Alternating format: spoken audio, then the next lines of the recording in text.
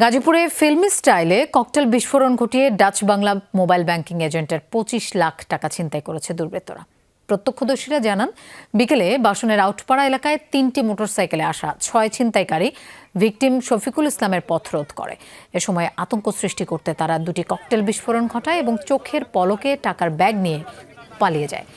শারীরিকভাবে অক্ষত থাকলেও প্রচণ্ড আতঙ্কে অসুস্থ হয়ে পড়েন শফিকুল। তাকে দ্রুত গাজীপুর সদর হাসপাতালে ভর্তি করা হয়। খবর পেয়ে ঘটনাস্থল পরিদর্শন করে সিসিটিভি ফুটেজ সংগ্রহ করেছে পুলিশ।